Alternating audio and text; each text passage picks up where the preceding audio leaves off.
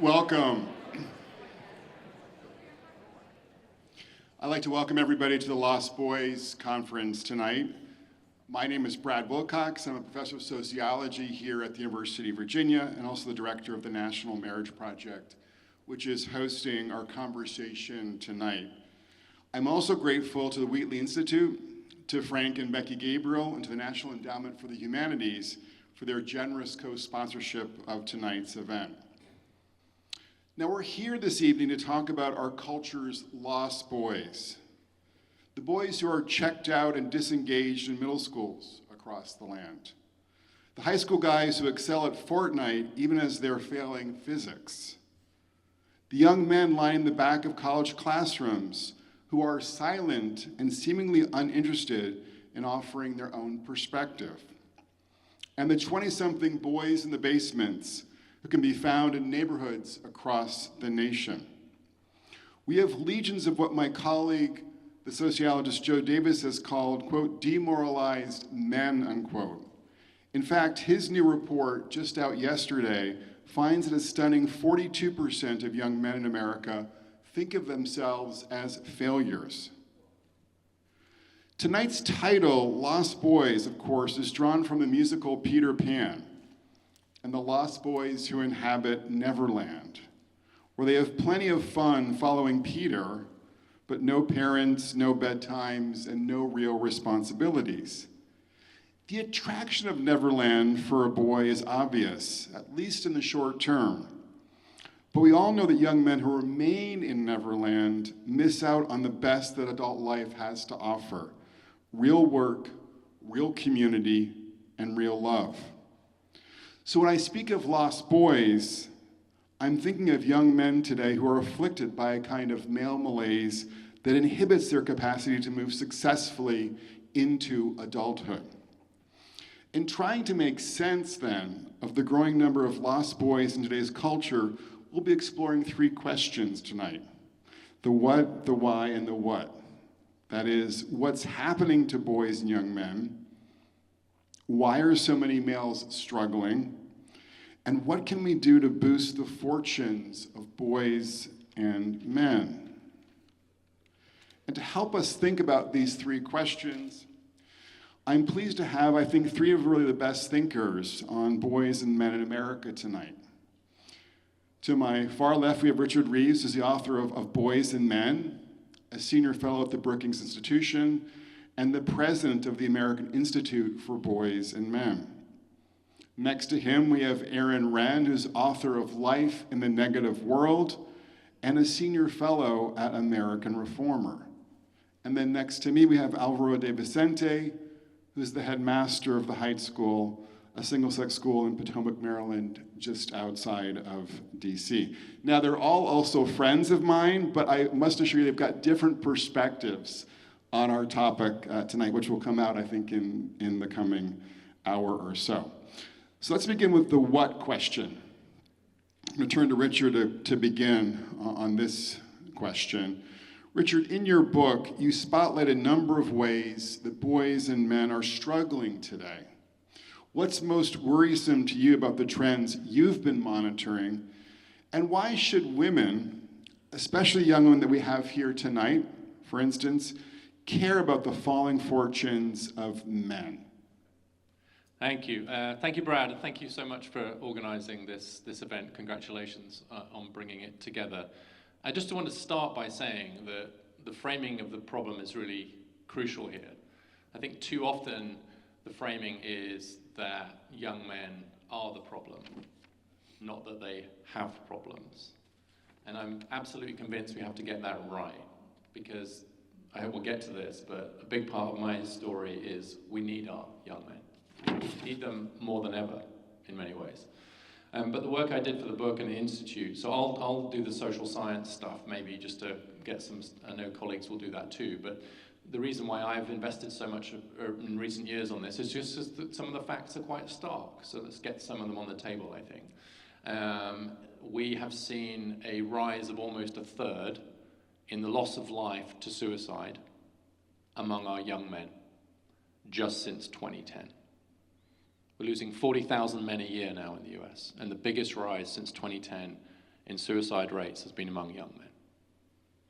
2/3 of young men don't think anyone cares about young men, 1/3 don't think anyone will fall in love with them, and half of them think no one really knows me. Our college campuses now have bigger gender gaps on them than they did in the early 70s, but the other way around. So when we passed Title IX, men were about 13 percentage points more likely to get college degrees. Now women are 16 percentage points more likely than men to get college degrees. Wages for men without a college degree have essentially been flat.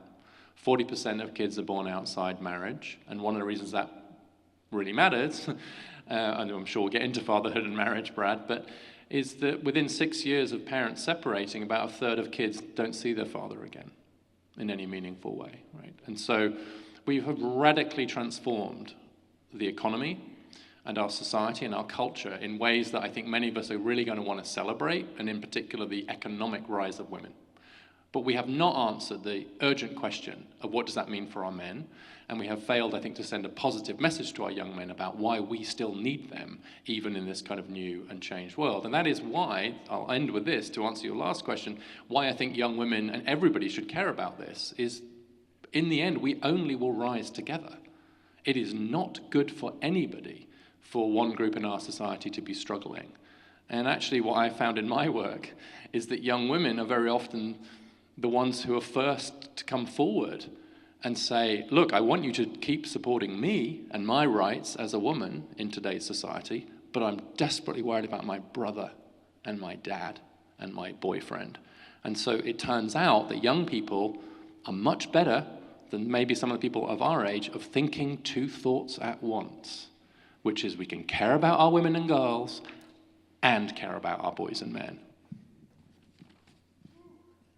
So now we're going to turn to the why question. And this is, I'm going to come back to you, Richard, and then I'll move on to Aaron and Alvaro after this. But so, as you know, there's this phrase, the addiction economy, from your friend Scott Galloway at NYU. And he's talking about kind of the way in which the addiction economy, from gaming to gambling, from pornography to pot, is booming. Indeed, some of the biggest companies in America are making bank, keeping our lost boys glued to Xboxes, OnlyFans, and THC. So from your perspective, Richard, how much is this addiction economy to blame for the kinds of trends that you've just begun to walk us through this evening? Well, no one can say it quite like Scott Galloway, that's for sure. I take a slightly different view to Scott, which is really about the direction of the causal arrow here. I actually think that one of the facts that's incredibly important to understand is that we have a pretty high share of disengaged young men, however you measure it, right? About 1 in 10 young men in their 20s are not working or earning, and we don't quite know how they're surviving. But so we have very high levels of male disengagement that has coincided with a very sharp decline in crime. So crime rates, including violent crime rates, have roughly halved over the last 30 years. And as far as I'm aware, we've never had a period in human history where we have seen an increase in the share of disengaged young men with a decline in crime. An increase in the share of disengaged young men always predicts a rise in crime, right? Of antisocial behavior of one kind or another. It's almost like clockwork in the literature. Why have we seen this? I think you answered it. And so I actually think that rather than the screen, so basically the headline here is that young men are on their screens rather than on the streets. That might be better. In fact, from a social welfare point of view, it almost certainly is better. Maybe in that sense we've been saved by the screens, to put it provocatively. I'm not saying it's good, but it might be better than the alternative. And what I think has happened here, and I'll quote Chris Williamson, the podcaster, who's quite a good friend now, he calls it the male sedation thesis. And I think what's actually happened is that all of those online things you've mentioned, sure, they can become addictive or whatever, but more importantly, they've become a place to which we can retreat. And when the outside world feels difficult, we want somewhere to retreat to. And so our retreat has been paved with pixels, and the screens have just given us something. The basement's not a terrible place to be now. Certainly a lot better place than it was 30 years ago. And if the outside world feels scary and unpredictable, and you've got all of those things on the screen right in front of you, why wouldn't you go there? And so I think the causal arrow runs much more from a lot of young men are struggling, and therefore they end up on the screens rather than the screens are causing them to struggle. Okay, I'm going to turn over the stage to Aaron, and you're welcome to respond to Richard on that particular point. Also wanted to have you think about how you think kind of family breakdown and fatherlessness have also been kind of playing a role in the kinds of struggles that we're talking about tonight, Aaron. What does the science kind of tell us about the role of family in all of this, too? So I guess, any thoughts on the tech point, and then just to pivot to family as well? Yeah, I guess very briefly, I think, I probably have a tendency to agree with Richard on that point. I don't have a well-developed thesis on it. So many things are correlated. It's hard to sort things out, but I do think the Redefining thesis, I think, has a lot going for it. In terms of the family breakdown, I do think that's part of the problem, at least. I don't think it's the entire problem, but probably part of the problem. In fact, there's a great book written about that called The Two-Parent Privilege by economist Melissa Carney, which I think is actually a pretty good companion volume of boys and men. You have two sort of center-left social scientists, both at Brookings affiliations, writing sort of politically incorrect books on an important topic, sort of related topic. And there really are truly stark gaps between children from intact homes and those who are in single-parent homes. For example, the poverty rate for children in single-parent households is 46% for child poverty. It's only 6% for married parents. So that's a tremendous gap, and obviously gets to the point that single-parent households have far less money. However, as Melissa Carney points out, it's not strictly about money. So the problems can't be solved by just writing checks to balance out the financial deficits. And this affects girls and boys, but it seems to affect boys worse. One of the things I learned from you, Brad, is that if you come from a broken home, you have a greater chance of going to prison than you do to college. That's really incredible.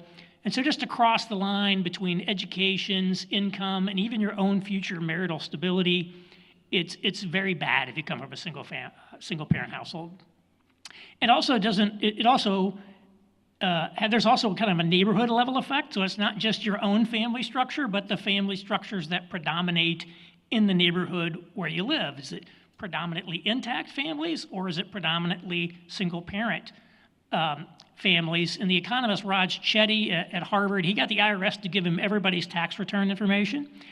And he's used that to do all sorts of intergenerational or lifetime economic mobility studies. He's trying to look at the factors and the geographic factors that play into upward mobility.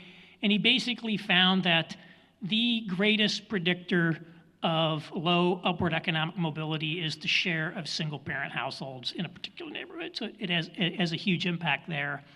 And there's also a racial overlay on this as well. And particularly in this neighborhood effect, Melissa Carney found black boys in particular see enormous benefits when there are more black fathers in their neighborhood. So it interacts in various ways. And just to give you a sense of the scale of the issue, the out-of-wedlock birth rate in America is 40%. I think Carney estimates 37% of children are in single-parent households. There's a kind of a periodically goes viral Pew Research Center report from 2019 that showed that the United States has the highest share of its children living in single-parent households of any country in the world for which we have data. So that is definitely a American exceptionalism we could do without. And a lot of this is due to we tend to think about divorce a lot, but the divorce rates have actually come down a little bit recently. Most of this has been driven by the increase in never married mothers, as we've seen a precipitous decline in sort of shotgun weddings. And so I would say there are definitely some overlaps here on this, even if it's not 100% of the problem. And so if we don't kind of move the needle on the intact families a little bit more, I think we're going to be pushing a rock uphill. But let's be honest, this is a very hard problem to solve. I guess the last thing I'll say too is I think that these statistics actually understate the problem because, the idea of two-parent household, two-parent family, doesn't necessarily mean that the parents are mom and dad.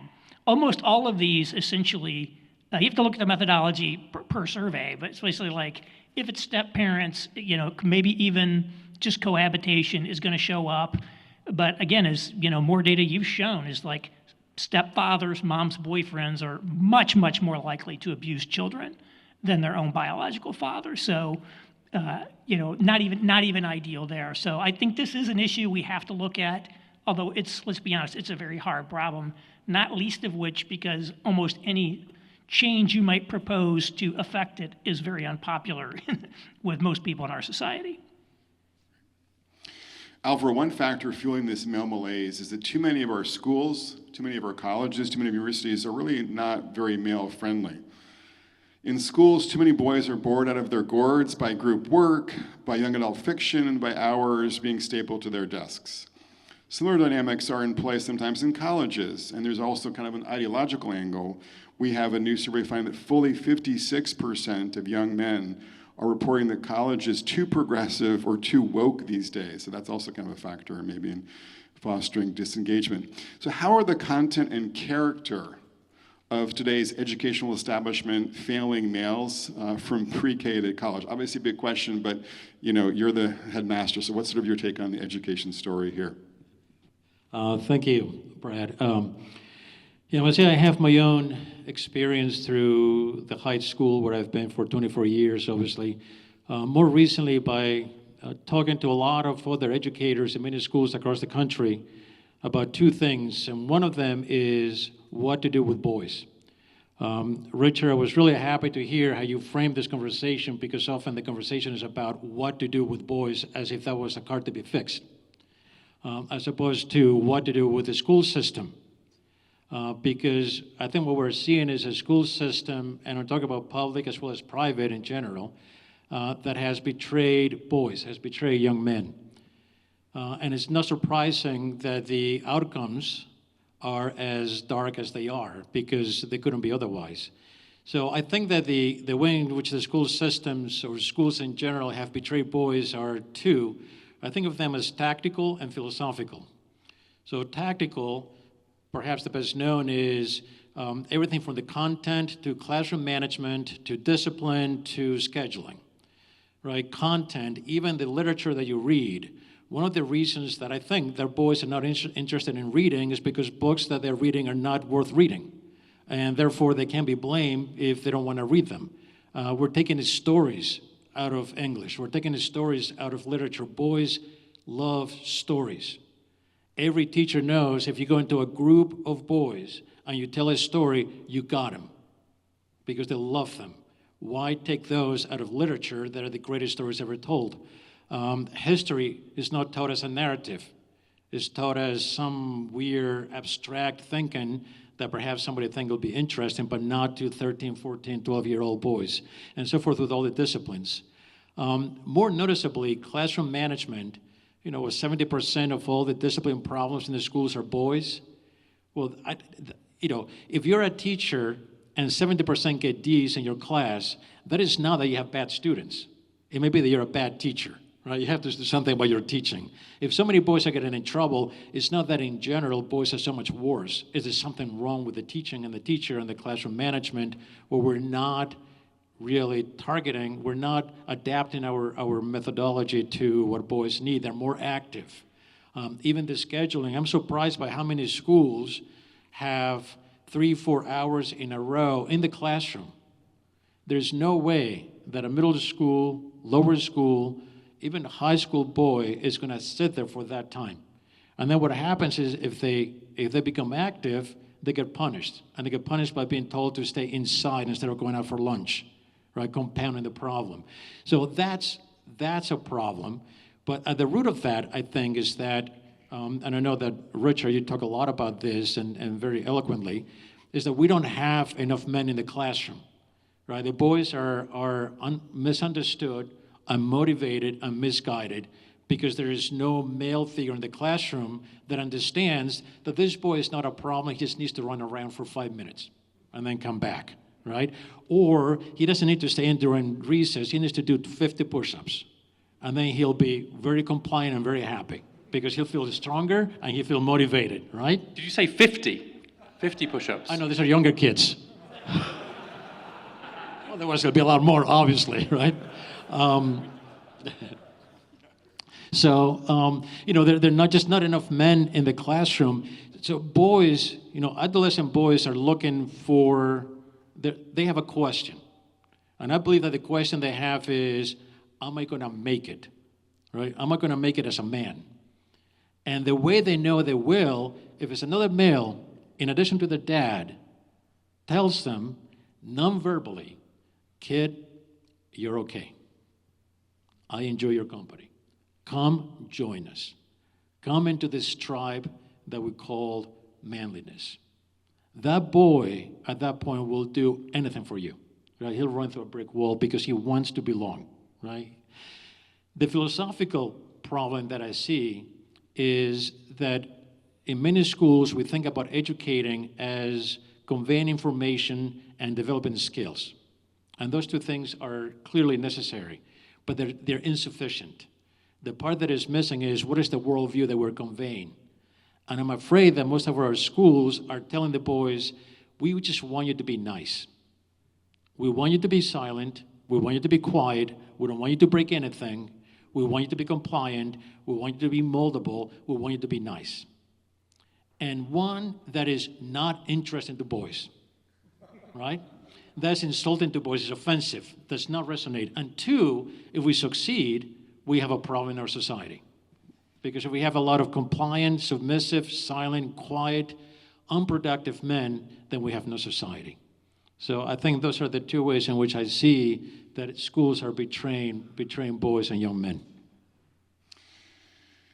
Richard, the New York University professor Scott Galloway has argued that another factor is in play in all this, and that's that partly out of an understandable desire not to sideline women, we have failed to give young men, this kind of builds on your comment, a compelling model of pro-social masculinity to guide and inspire them. But the absence of such a model is a real problem. How would you fill this hole? What does your model of pro-social masculinity look like? And where does marriage fit into your model of this kind of pro-social masculinity as sort of one part of that potential model? Yeah, well, first of all, I do want to underline this point about male educators and schools. I do think there's a danger that it's not deliberate, but a lot of schools end up treating boys like malfunctioning girls. There's something defective about them. They don't mean to do it, but they're basically saying, look, if you have a default model of what a student should look like, and it tends to be default model female, and then the boys aren't like that, and we said then, I'll put it very bluntly, what we end up doing is we end up saying, well, that's not the way you're supposed to behave, and so you end up diagnosing them. So we overdiagnose ADD, and then we medicate them. And really the diagnosis is very often, he's a boy, right? And boys externalize.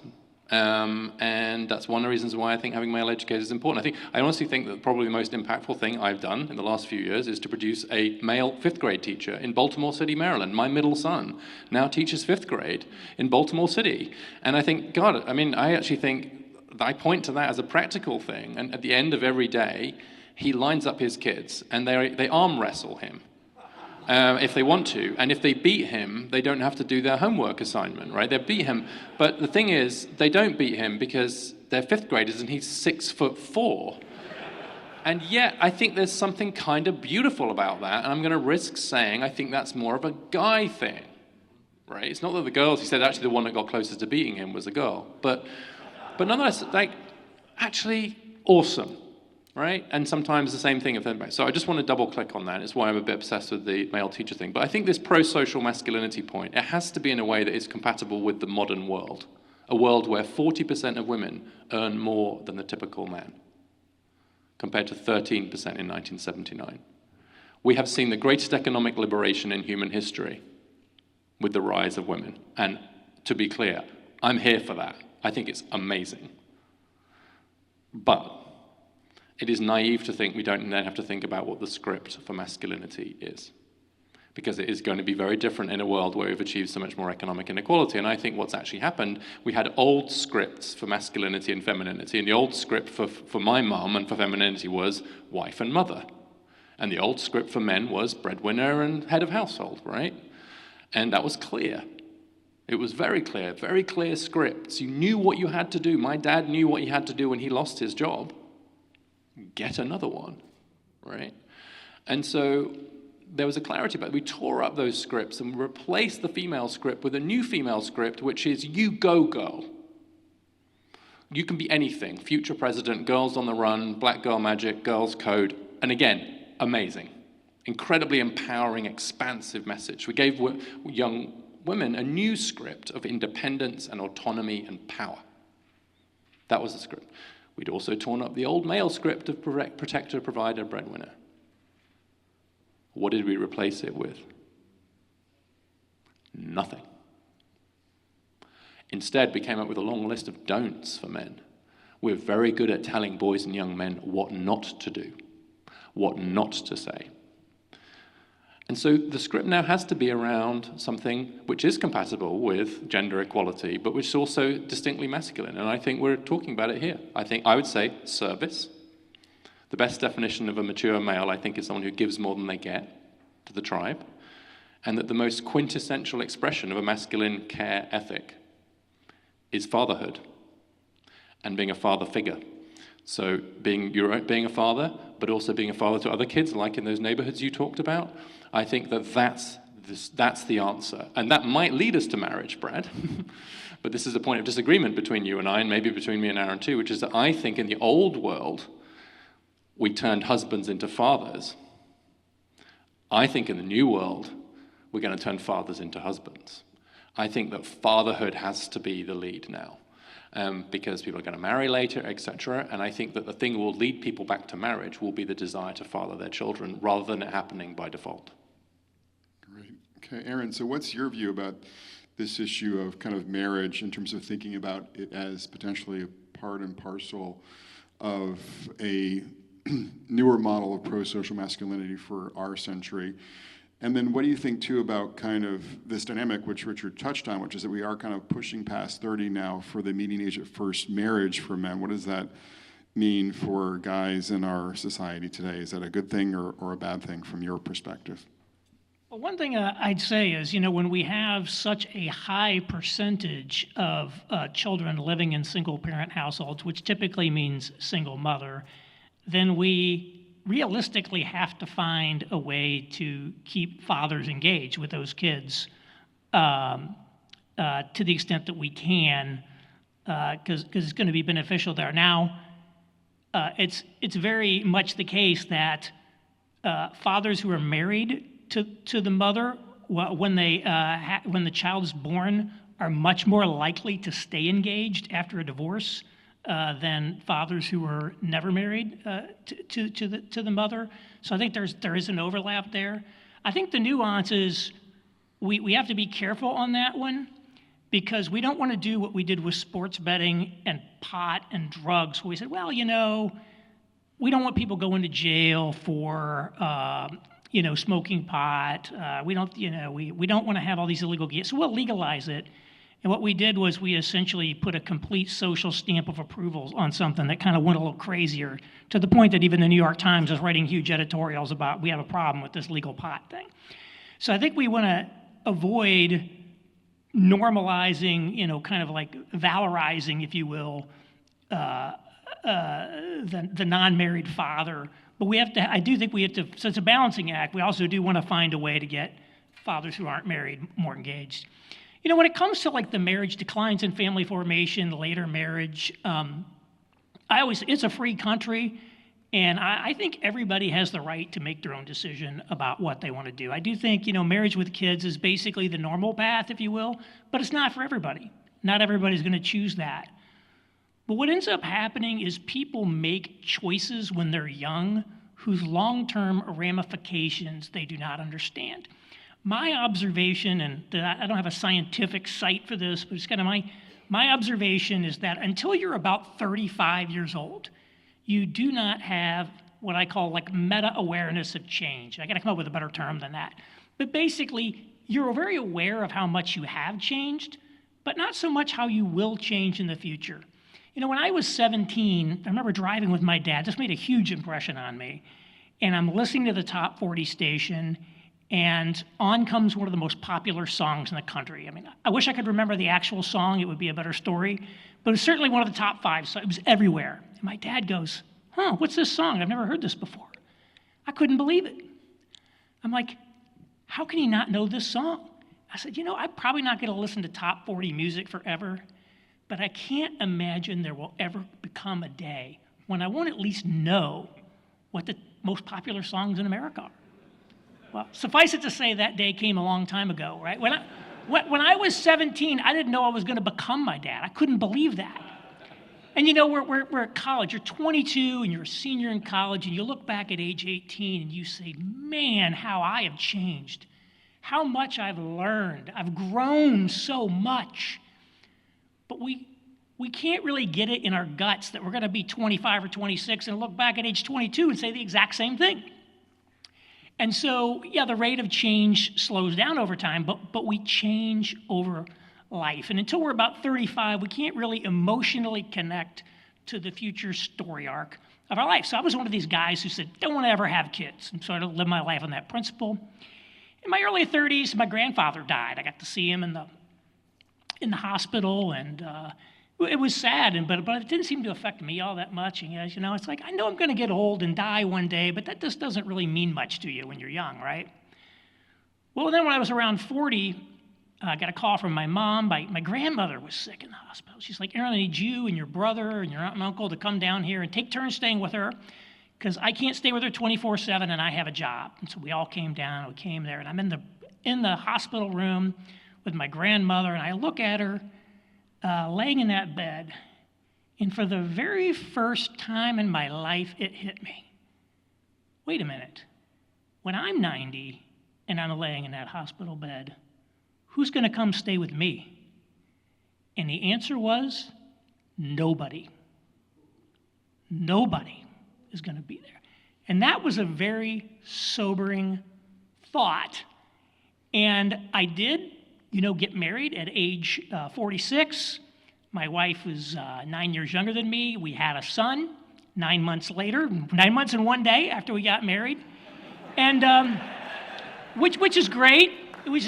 But we were never able to have more kids, and it turns out our son is autistic, and I don't know if he'll ever live independently. Maybe he will, maybe he won't. By the way, autism is a great risk if you're older, much greater risk, especially for the father.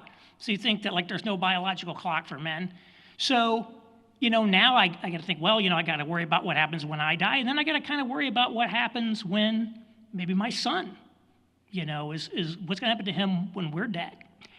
And so I think the key is we make decisions with profound lifelong consequences at an age when we do not fully understand the implications of what we're doing. And those old life scripts were, yes, somewhat confining, but they also channeled wisdom about the story arc of life. When your parents, you're starting to push 30 and your parents are saying, why aren't you getting married? When are you going to get married? When are you going to have kids?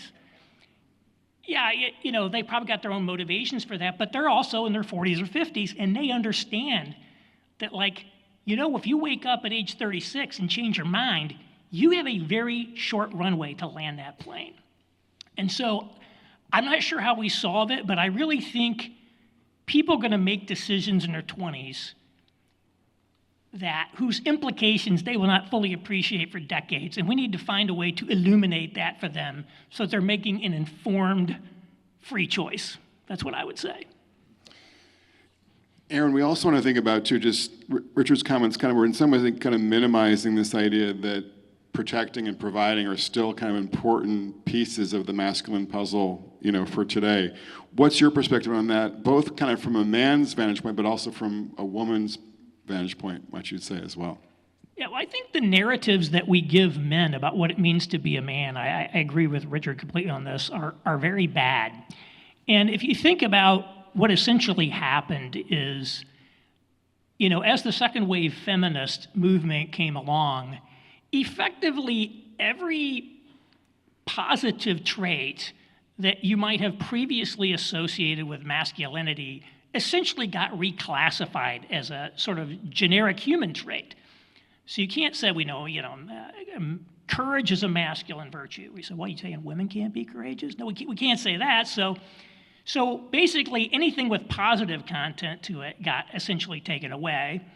Essentially the old, maybe you say the privileges of manhood got taken away. And that essentially left manhood defined as two things. One is a collection of negative attributes that men are told to avoid. This is toxic masculinity. And the other is this unique obligation for a man to sacrifice himself and his interests and desires for the purpose of serving other people, typically his wife and kids. And I think definitely sacrifice and service are a big part and very integral to what masculinity is, but I don't think you can reduce it to that, which is sort of what we've done today. And so no wonder men have turned away from that and towards some of the more online influencer scripts or red pill or manosphere scripts, which are frankly much more appealing to young men in a lot of ways, even if very, very unhealthy. So I think we definitely have a script issue. I think when it comes to the sort of, again, the protect and provide, some of the scripts have kind of gone away, but I think there's definitely still an expectation that men bring something to the table if they want to get married. If you go, it's very easy to find all these studies and reports on, marriageable men versus sort of unmarriageable men. No one ever does a study or asks if women are marriageable. Like, that's just not a question that's traditionally come up. It's like men, to be considered marriageable, have to be gainfully employed. They can't really be a criminal or a drug addict. They have to basically have their life together. There is this expectation you bring something to the table. And I think that the data still show women do tend to marry men who make as much or more money than them, even in countries like Norway. And there's a class issue, prefer to marry someone, of similar educational attainment. And there's plenty of articles written by women out there complaining about the shortage of good men, in part because of the college degree disparities. Now, I think some of this is changing. Increasingly, women are marrying men that earn less than them. There are more stay-at-home dads today. That wouldn't be unusual. I think some people think all of this is sort of evolutionary biology stuff. I don't think it's that. But there is still, I think, a basic norm out there. And certainly if you're a man, you have to have a job. And I think if you want to, whether you think of it as providing or you think of it as something else, the key is if you're a man who wants to get married, you have to bring something to the table of value. Women don't need to be married today. They have their own money. And oh, by the way, since they're actually making a lot more money today, that actually raises the bar of what they're going to expect out of you. And so I think, if anything, I think in some respects men need to elevate their game. They're not just going to get married, by default, because they're kind of around and not too dysfunctional. Alvaro, speaking of kind of dysfunctional versus sort of functional men, some of the most impressive functional men that I've met here at UVA come from your school. So I wanted to kind of get your perspective on what the Heights' secret recipe is for forming confident, well-spoken, hardworking, and virtuous young men. What are kind of some of the key ingredients that you have that you sprinkle on these guys, that come to UVA? Alcohol? No. That would be scandalous. No, I think the main ingredient, and two corollaries, but the main ingredient, which is what I'm surprised that it is rare, I think, among some schools, is a clear vision. And every school will have a mission. There's a mission statement, you write it down, you write down what you propose to do. But the vision is more the idea of your graduate. Right? For an all-boys school, the vision is, what does an 18-year-old should look like? Right? What are the character traits that person should have? And that vision has to be clear, and it has to be articulated clearly so that everyone in the community gathers around it. Right? The faculty come to that school because they believe in that mission, they're willing to sacrifice themselves for it, and the parents bring their sons there because they want their sons to look like that. But that vision, I think, is the number one component of what boys need in a school.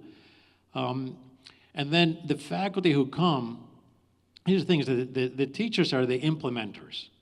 Right? You can write down whatever curriculum you want. You can come up with whatever programs, athletic or artistic, academic, whatever you want to do. But it comes down to the teacher in the classroom, the coach in the field, the band director on the stage. Right? Those are the people who are actually going to personalize what the program is about, who are actually going to impart the education. They're the implementers. And what they do in those spaces is really important, but I would say is the least important thing they do. For me, the least important thing a teacher does is what he does in the classroom, on the field, and on the stage, even though that is crucial. I think the most important thing a teacher does is what he does in the hallways, in the parking lot, on the stands, because it makes a difference, right? And by the way, I think if we all think about our own education, I would think that none of us really remember what that teacher said in class, right? In math class, that somehow was awakening.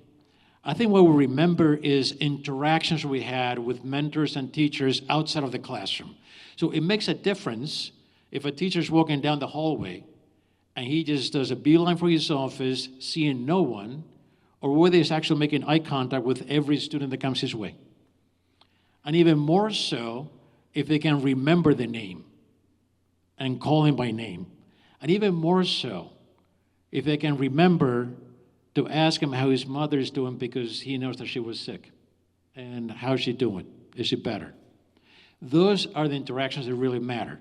So the faculty who come, not just because they believe in the mission they want to implement it, but the way they're going to implement it is by living it and by really wanting to be with the students, spend time with them, mentor them. And then also you need the parents to come on board. And this is where I realize it's going to be very different in the public school system, because there you don't get to pick the parents, right? You have to receive them, whoever they are in that district. In a private school, I think you get to pick the parents a lot more, especially if you convey a very clear vision and you attract people who want that. And that's part of the admissions program, but also is what at the school we refer to as a conspiracy for the good. That is that we're very willing to conspire with parents behind the kids' backs. That kind of conspiracy is good. We're very happy to get on the phone and talk about what happened in the school and how we're going to work around it so that it's not disciplinary, but it's formative. We're very happy to hear from a parent whose boy is going through a hard time because of whatever is happening at home. And that way we can be more attentive, and without bringing it up directly, we can be supportive. So that conspiracy for the good. But I think it all really comes down to this idea of having a clear vision. And, to your point, Aaron, I agree that the 16, 17, 18-year-olds have to make big-time decisions. And Cicero knew that when he writes the Ophices, because he writes it not for generations to come, but for his son. Who he recognizes you're at an age when you have to make the most important decisions and you're least equipped to make them. And the only way out of that quandary is mentoring.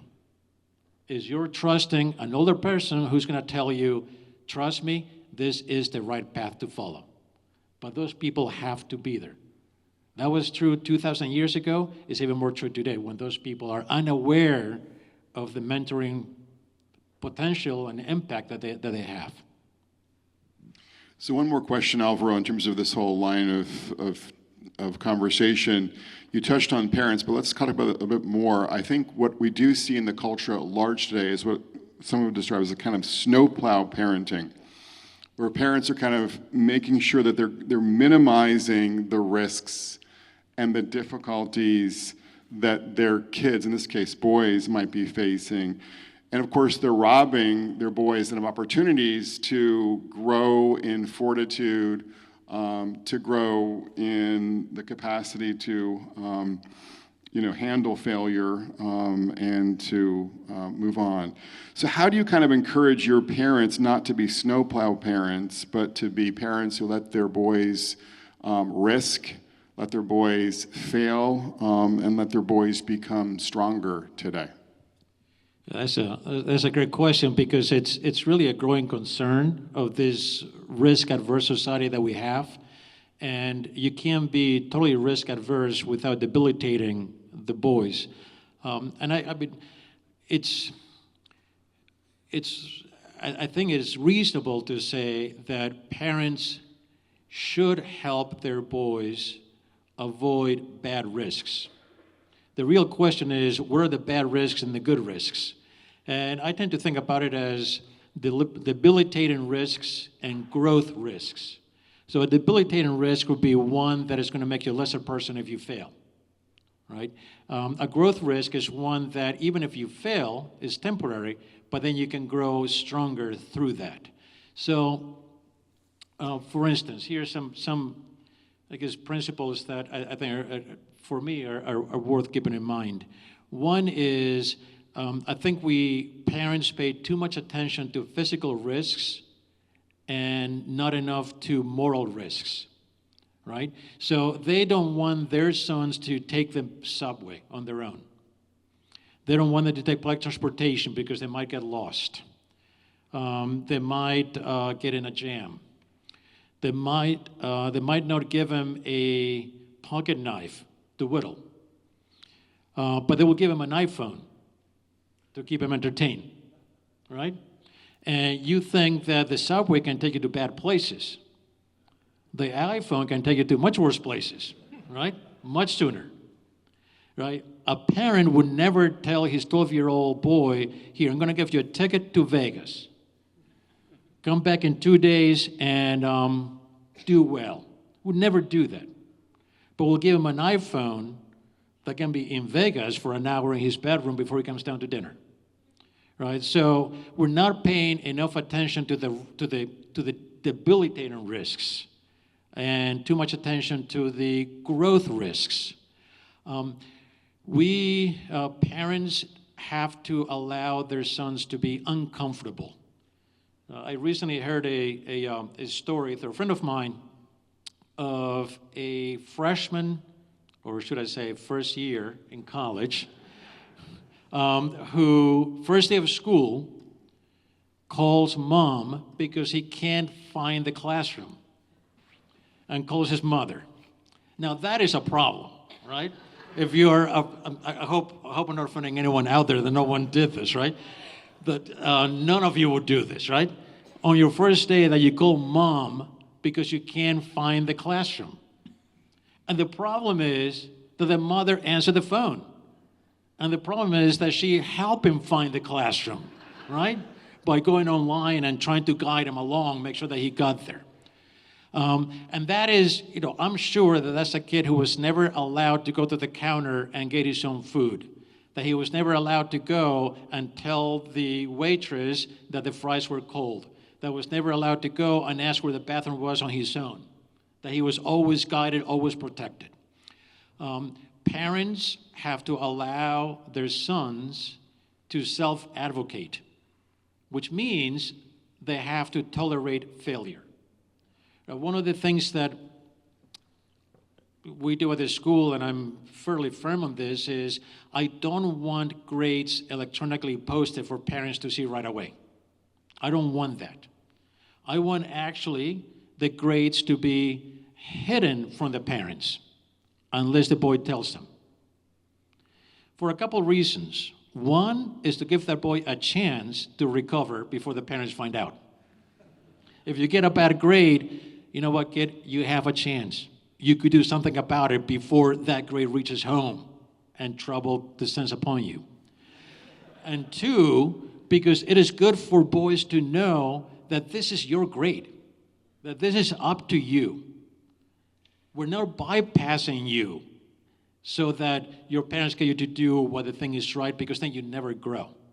But that means that parents have to be comfortable with that boy not doing well and failing. I think we have to reach out to parents. We have to include dads a lot more, because dads tend to be more risk tolerant. Recently, we had 2 administrators from a school down south who came to the Heights to just see how we deal with boys. And these are 2 female administrators, very veteran, very good. And they run a K through 8 school in North Carolina.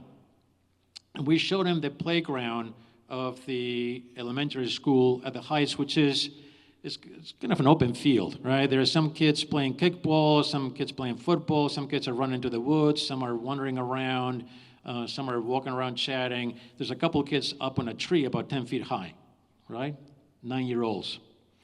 And there are teachers around throwing a football. There's a teacher under the tree kind of loosely keeping an eye on these boys.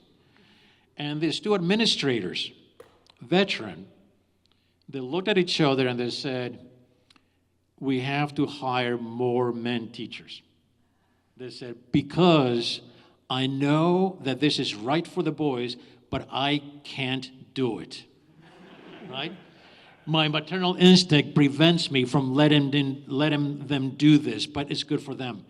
So I think the same thing in terms of the parents. I think we have to include the dads in the schools. We have to call them.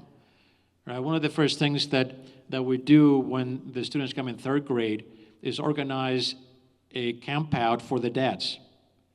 And we go out and they shoot during the day, they fish, they talk. At night they grill some burgers, they get some scotch, they get some cigars, and they get to know each other. Because the point is, you are part of the tribe, right? You have to conspire with the school for the good of your boys. Can I just add one small thing? You mentioned this kind of men's thing that you did with the fathers. My son's in a public school, and his elementary school, in addition to the regular PTA, has a dads organization that was started as a bunch of stay-at-home dads who started getting together for beers at the local microbrewery. And they do things like put on a hot dog roast, and they just do little things. But it's kind of interesting. There's a specific dads group even at the public school. Yeah, no, I think, I think it's a growing phenomenon because there's a sense that it's not just that we have to tell the boys that they're good. I think we have to tell the dads that they're good. That it's good to be a dad, right? That it's good for you to be in your son's life. It's good for you to be involved. So Richard and Aaron, what kinds of policy levers can lawmakers, either in Congress or at the state level, pull to help address some of the issues that we've touched on tonight? What are some ideas you have, if any, to kind of help us from the public policy arena to make progress? Finally, we get to public policy. Yay! This is when everyone leaves. You see people leaving. One of the mottos. See, they're all going. One of my mottos at the Institute was keep it boring. And what we mean by that is keep it mainstream, keep it sensible. What my son said, well, if that's your motto, Dad, keep it boring, you are the man for that job. Which is what sons are for. I agree with you, by the way, about dads being more playful and risk tolerant. You know, there's this oxytocin spike that mums get from breastfeeding and cuddling. Dads get an oxytocin spike, that hormone from throwing their kid in the air and catching them.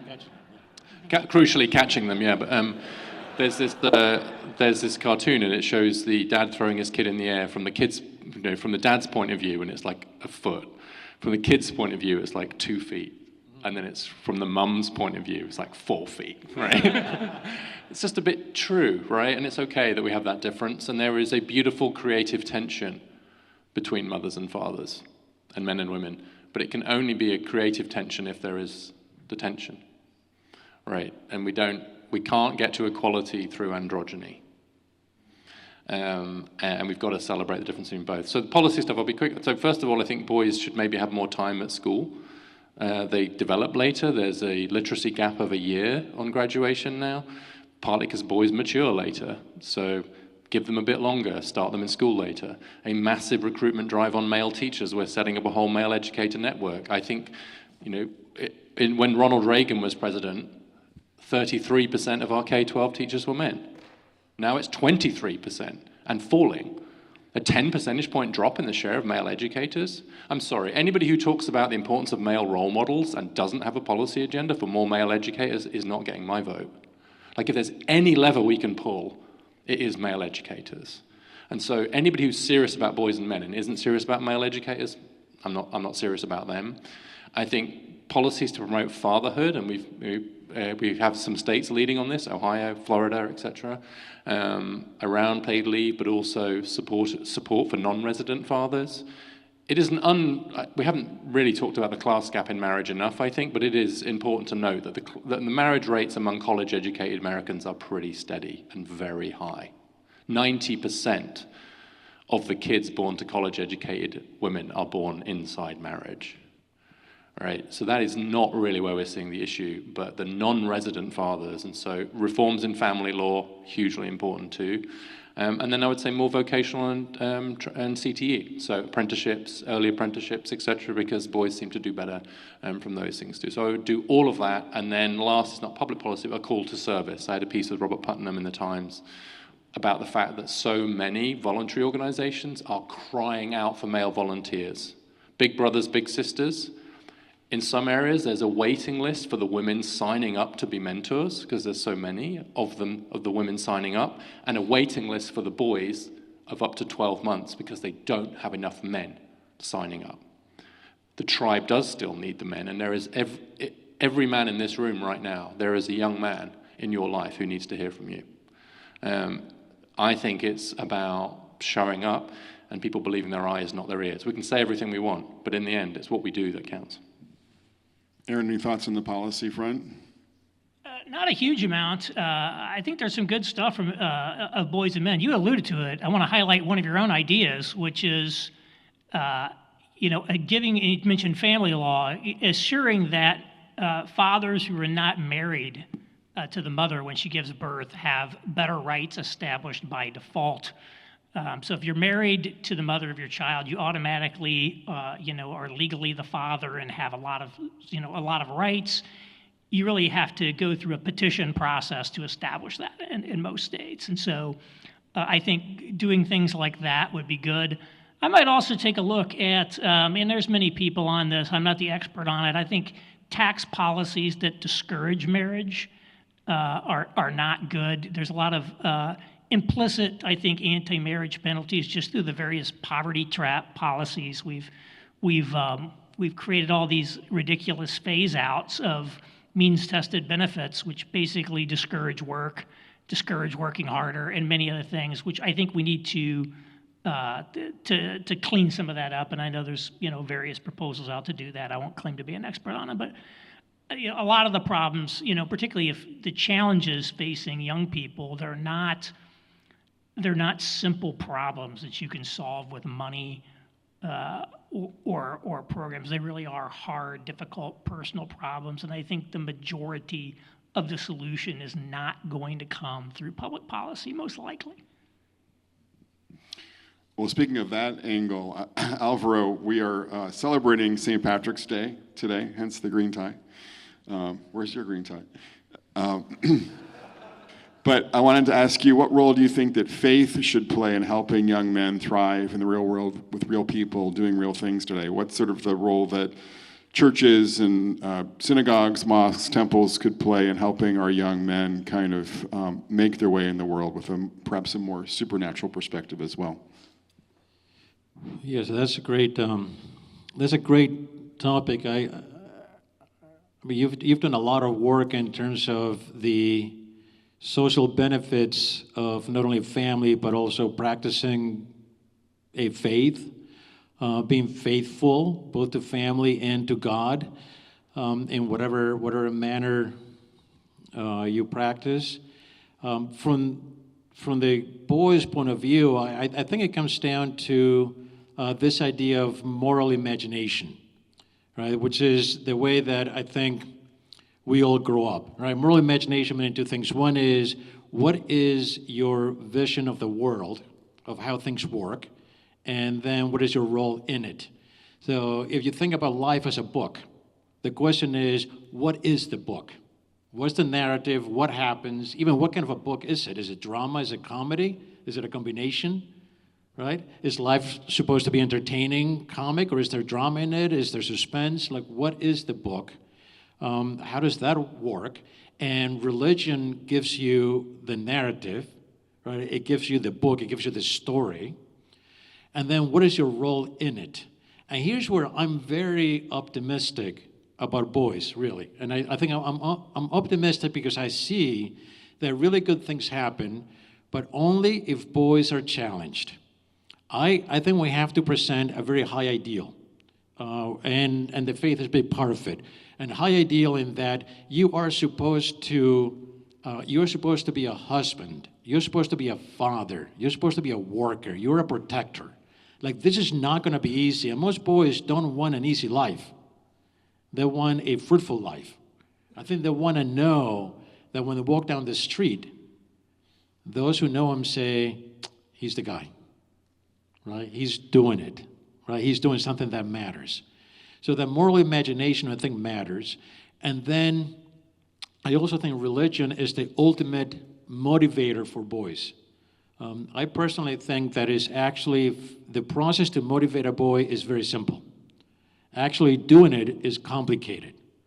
But I think the process comes down to purpose, path, support, and trust, right? Purpose, you have to show him the end goal.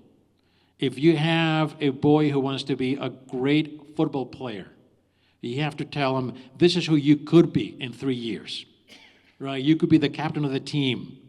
You could be the MVP. You could have all conference honors. You could do that. And then you have to show the path. Here's what you need to do. If the boy doesn't see the path or thinks the path is unattainable, then he's not going to do it. And he's not going to say that he doesn't want to do it. He's going to say that it's not worth it, that it's stupid, right? So what is the path? I think he's going to need the support, fairly constant. But most importantly, the trust. And the trust is that he knows that you believe in him, that you believe that he can actually accomplish that purpose. And I think that the faith is instrumental because it's the ultimate motivator. It gives you the purpose which is beyond tomorrow. The purpose is to die a good life by living a good life. The path is clear because you have moral virtue. The support is there. You got the church and people representing it and friends. And the trust is there if you're a believer and you believe that actually God believes in me. That he not only likes me, but he actually believes that I can do it. So I think religion is crucial in getting boys to be the men that we need. So now we have some time for questions from the audience, and I'll just kind of come up to the edge of the stage here and or do you have a, yeah, okay. Sure, yeah, we'll share this. I also want, as we begin our questions from the audience, and speaking of sort of Ireland, if you will, we've got Anna Catherine Ireland with her green jacket. And let's thank Anna Catherine for organizing tonight's conference. Thank you, Anna Catherine. Thank y'all for coming. So yeah, if you can just, sorry, well, we've got a question there in the back from this gentleman.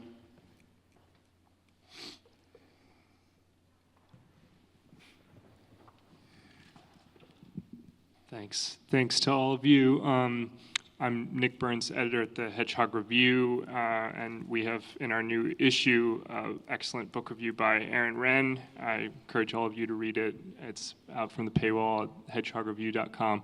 But my question for all of you, now that I've got that plug through, is about the economic side of all of this. And we've touched on the policy angle on class. But a lot of the discussion has been on very important subjects to do with cultural change, with moral formation. What about the overall changes in political economy? Could it be that men simply don't do as well in a service-oriented economy as in a manufacturing and industrially oriented economy? And could it be that with cultural and legal obstacles for women, demolished a great victory for our society, and with the sort of deindustrialization and a pivot to a service economy, that women are simply better at a lot of the good jobs and are better at getting the credentials that unlock those jobs. And could that be true? And if it is true, what should we do about it? Should we reindustrialize the country? Whether the way that the current administration is trying to do that, or by other means, or should we do nothing, or should we do something else? That's my question for all of you. Great question. So how do men fit into the kind of contemporary economy in short? And how about have Richard and Aaron kind of just touch on that question, as quickly as they can. But we definitely shouldn't reindustrialize the economy to create jobs for men, even if we knew how to do that, which we don't. It is quite clear that deindustrialization, the shift to a service sector economy, has had a sharp effect on many men, especially men with less education. I think we have to be honest about that, right? That's been a shock, for sure. And that men are actually less likely to be moving into some of those new professions that are growing in the service sector than women are, also a problem. But I'm not convinced that it's a long-run problem, because even if it's true that at the average women are somewhat more suited to those roles, it's really at the average. And I quote some work in my book looking at the tendency for men to be a bit more into things and women to be a bit more into people, right? So think engineers and nurses. If you map those differences onto the economy, about 30% of our engineers would be women and 30% of our nurses would be men. Okay, so it's not 50%. But suffice to say that we're not even close to half of that representation, right? 12% of our nurses are men and 15% of our engineers are women last time I looked, right? So we have a long way to go before we hit any gender limits on what are appropriate jobs for men. And I worry that kind of fear is used as a reason to not do the work we can do to get more men into those professions. So will we get 50-50 in those professions? No, but we can do a lot better than we are now. So there's a lot more men that are oriented that way than we currently think. So I worry a bit about some of the kind of potentially reactionary consequences of overstating the biological differences between men and women. And I worry about the consequences of denying that there are any differences between men and women. But I don't think in terms of the labor market that we've reached anything like the limit. So I would have aggressive policies to reduce gender stereotyping around what are seen wrongly as traditional female roles. Because after all, 30 years ago, half the psychologists and social workers were men. Now it's 20%. So unless we think something's happened to men's brains in the last 30 years to make them less appropriate to be social workers or psychologists, which would be very fast from an evolutionary point of view, instead something else has happened, which is that we've just done something about those occupations to make them seem less male-friendly.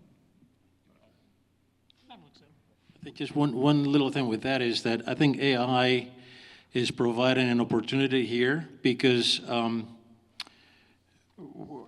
I think for the last however many years, schools have been very good about trying to prepare men and women for today's jobs. And now, by doing that, we're actually preparing them for the jobs that no longer exist, right? And that's going to be a problem. So I think insofar as schools can go back to basics and teach men and women, but men how to think, and teach them how to communicate, and teach them how to be creative, then they're going to be in a position to figure out exactly what the job market needs and how to create room for themselves. So I do think that there is an educational part to it as well, where there's a great opportunity provided to us by AI. Other questions? One in the middle. Andy? Mr. Reeves, it's a pleasure to meet you and to hear. You can't see me. I'm very happy that your son is a fifth grade teacher. Yeah. I am the son of a fifth grade teacher, and my son-in-law, this is a plug because there's at least two politicians in the room. As the son of a fifth grade teacher who went to fancy schools, living on the poverty line was a horrible way to grow up.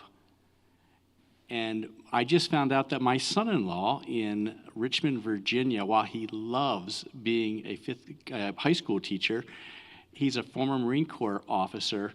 He now lives in poverty as a family of four. So you talked about the gender stereotypes. We have a gender stereotype in our public education that a man that was a Marine Corps captain with a master's degree from a fancy university here in Virginia is making $48,000 a year.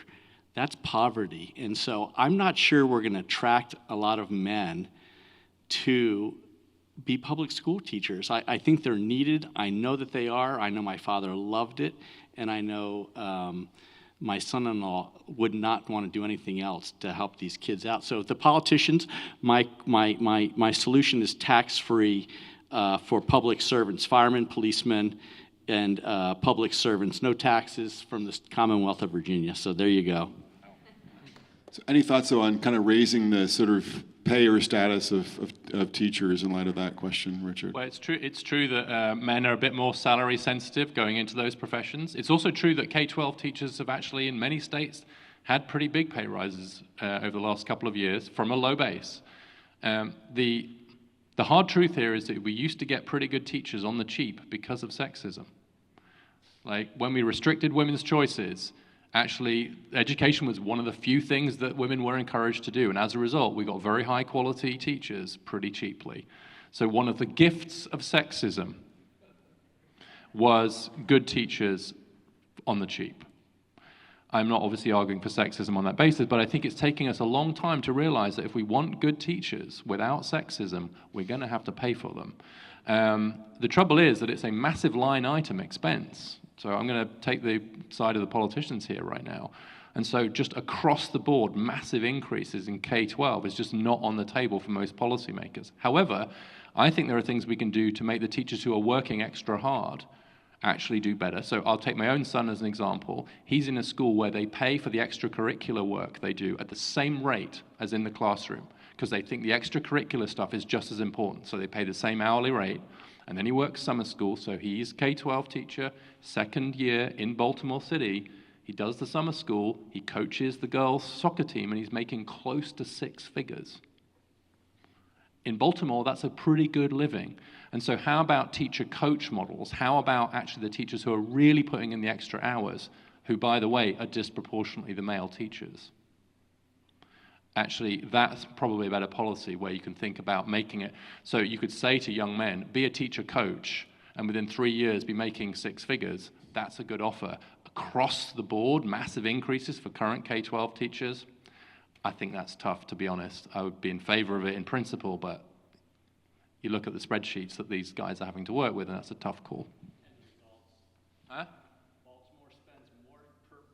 Baltimore spends a huge amount of money, that's right. Yeah, well, we know that it's not just about the money. We know that it's not just about, well, now you're arguing against teacher pay rises, right? So, That's why I want tax deductions. Yeah.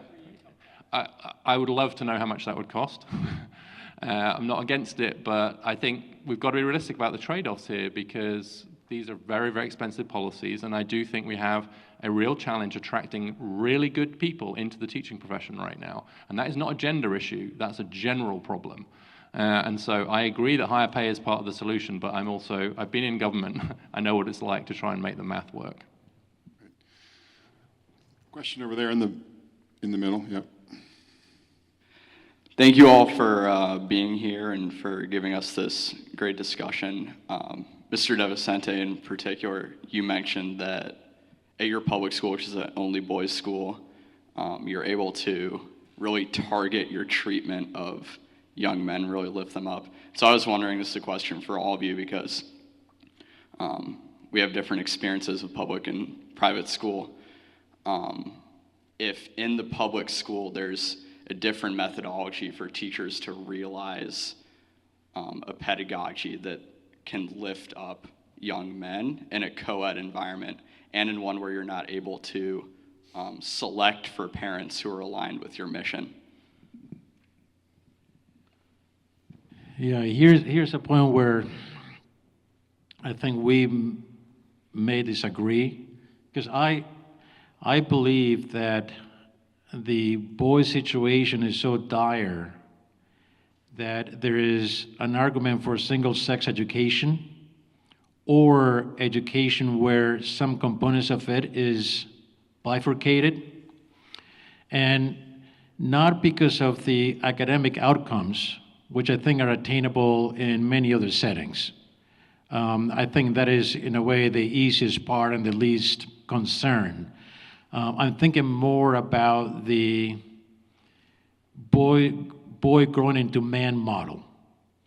And I think that now we live in such a hypersexualized society that is even harder for a pre-adolescent, adolescent boy, and maybe girl as well, but boy, to reach a comfort level in a school setting where he can truly be himself without faking it to look good in front of those he wants to impress. And it's not until that boy is disarmed, where he doesn't fake it, that a mentor can get in there and walk along with him. So I'm an advocate for single-sex situations. I understand it's not realizable all over the place, and there are some cases where that may not be advisable at all, but I think there has to be an openness to that and a support for that. And I would argue even in the public school setting, that there should be an opening and support for that as well.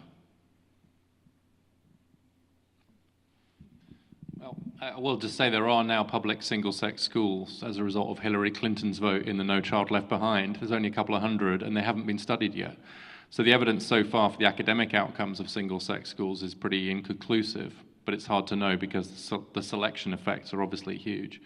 And I've come around to the idea that actually, weirdly, in a world of gender equality, there might be a better case for single-sex spaces, including single-sex schools, because it helps to round out both the boys and the girls, and teach boys more about some of those more nurturing skills, which might be harder to do in a co-ed. But honestly, it's one of the things that we're working on right now. It's a much under-researched area, and people have very strong intuitions about lots of these things. Like single-sex schools, obviously great, and then you look at their meta-analysis and go, it's a bit more complicated than that, and no one wants to hear that. So there's a question in the back of the room. This is the last one for tonight. In the far back right there. Yes.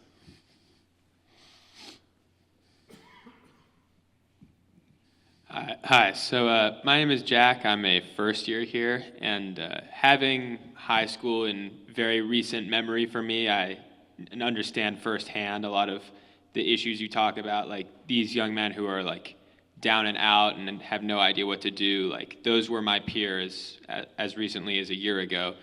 And I'm wondering, you talked a bit about how the script has sort of changed for young men and like not having that same obvious path and direction in life.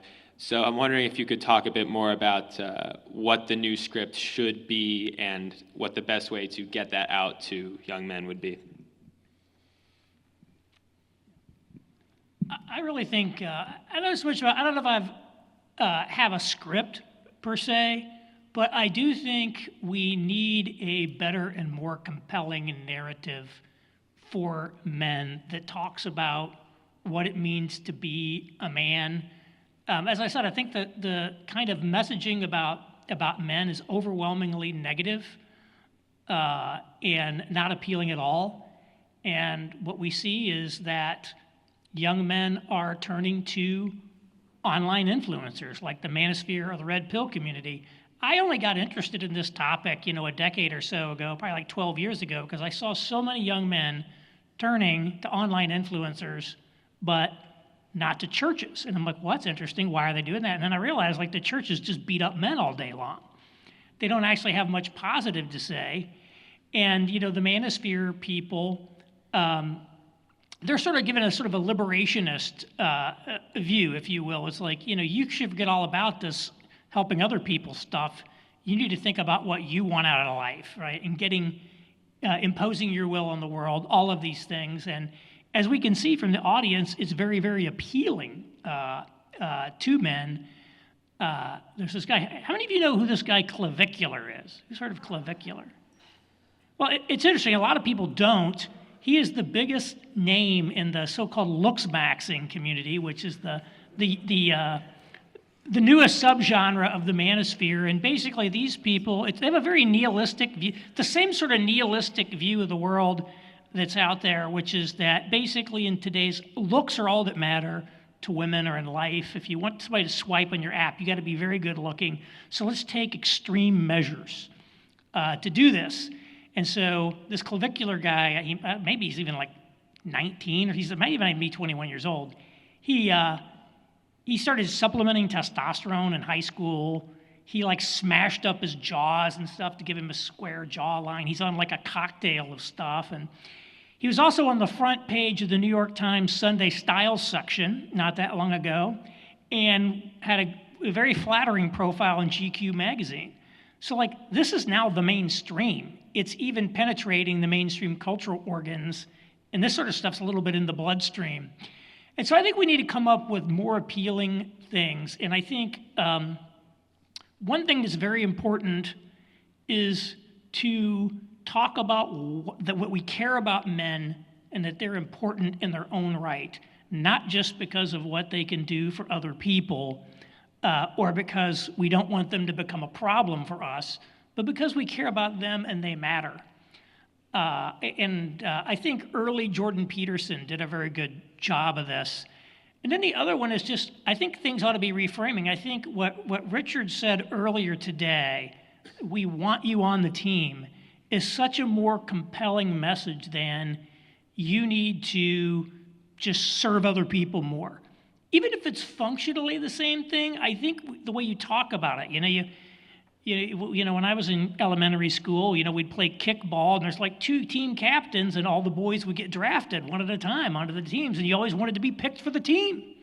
You always wanted to be picked first for the team. We want somebody that wants us on the team, and the idea that like you're important to us having a winning team, we want you on the team. I think those are the kinds of messages we need to think about how we send to men. Again, Jordan Peterson in 12 Rules for Life has this line, you have some vital role to play in the unfolding destiny of the world.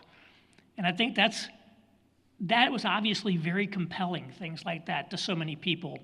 And so there's a great anthropology book from, I think, the early 90s called Manhood in the Making by David Gilmour, and he surveyed all these cultures around the world and how they defined manhood, and they were all very different.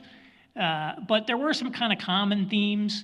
And so I think looking at how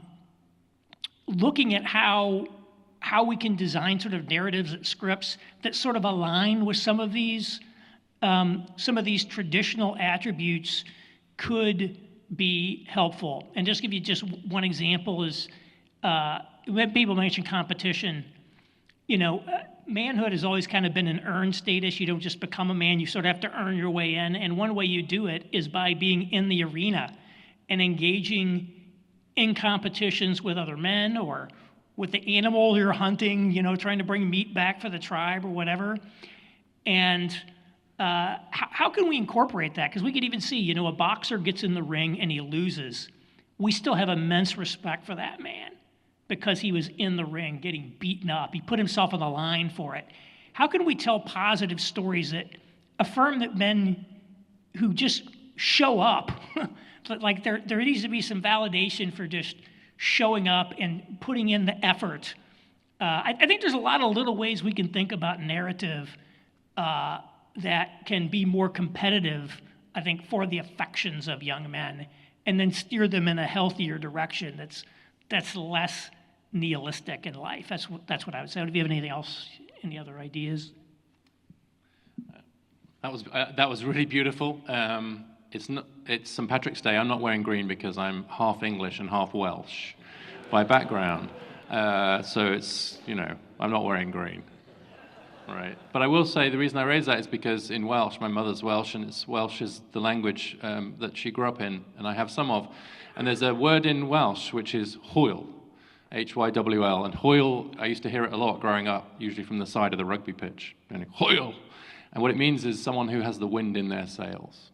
That's the literal translation. That has, I guess, mojo is like the American translation.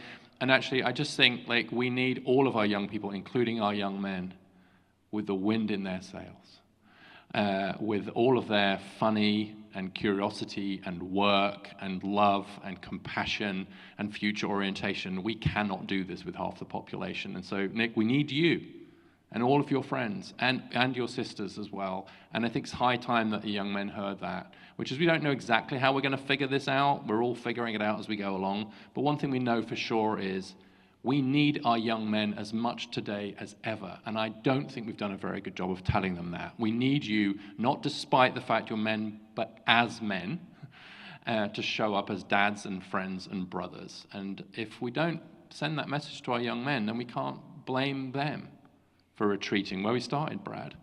We can't blame them for retreating from a society that is not sending a message to them, which is we love you, we need you, and we've got your back. It's high time we did that. Great. Well, thank you very much, Richard, Aaron, and Alvaro.